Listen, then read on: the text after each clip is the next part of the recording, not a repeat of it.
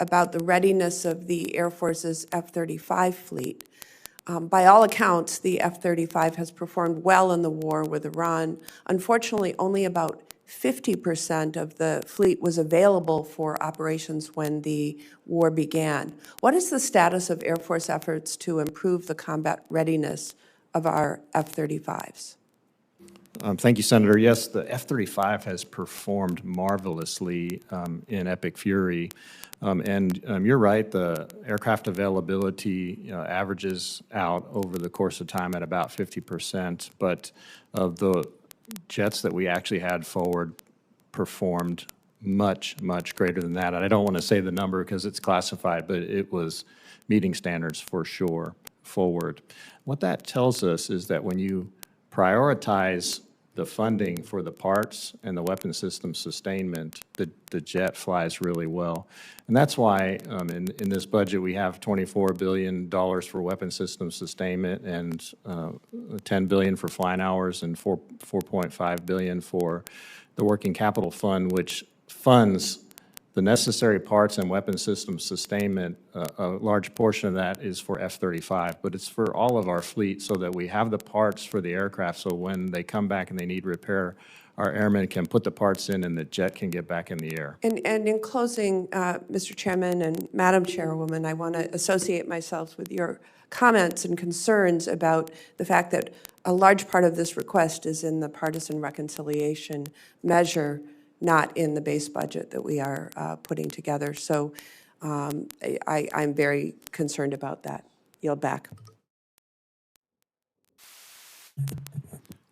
Thank you, Mr. Chairman. Mr. Secretary General, thank you for your service. Mr. Secretary, I want to start with you. Is not the Air Force Global Strike Command at Barksdale Air Force Base the most spectacular thing you've ever seen in your life? Yes, Senator. I was actually, when I was active duty, I was part of the Forerunner, which was Strategic Air Command. So when are we going to address the staffing shortfalls there? So I'll look to the general for a little bit, but we are having briefly. We are increasing to the tune of about 10,000 in the military strength within the department to try to address some of those funding or staffing shortfalls. Briefly, sir. The 27 budget has dollars in there to increase the end strength for the Air Force, as the Secretary noted, and that will allow us to get after a lot of the shortages that we have. The staff at Global Strike Command is certainly one of them. Other shortages that we have with maintainers, et cetera, those are all, the budget request will allow us to take care of those. General, before I ask this question, I don't like to do it this way, but this will be an exception. I'm going to give you a point of view about what's going on around here. I know you hear all the happy talk, but I'm going to try to explain what's really going on, in my opinion. I could be wrong, but I doubt it. The President has pointed out that we have a crisis in defense, and we need to spend a lot more money. I mean, look around.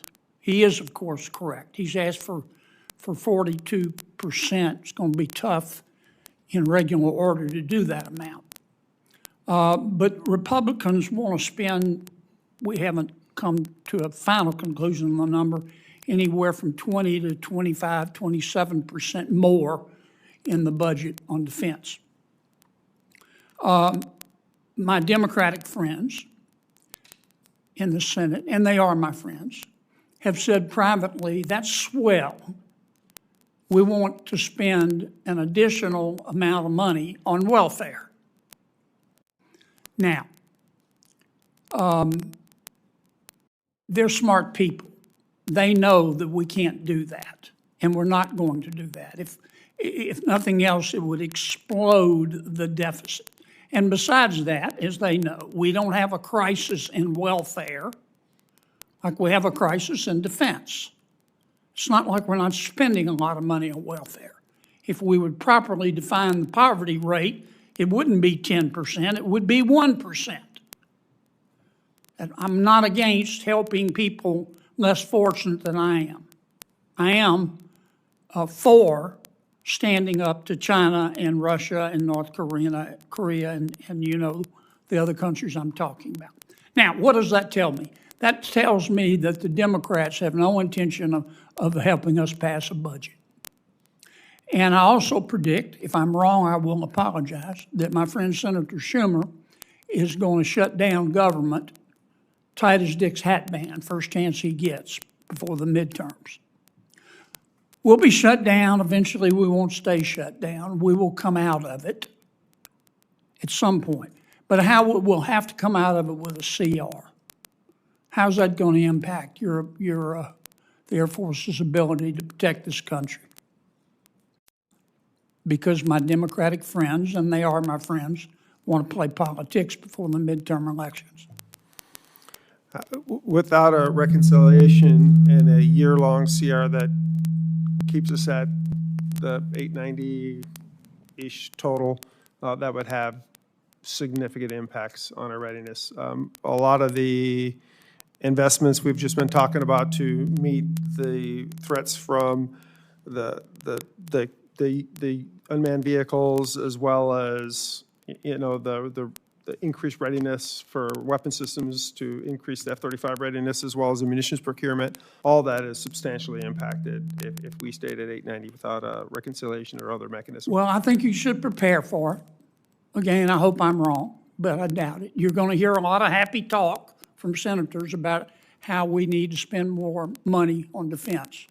But I think a lot of my colleagues have no intention of voting for a budget under any circumstances.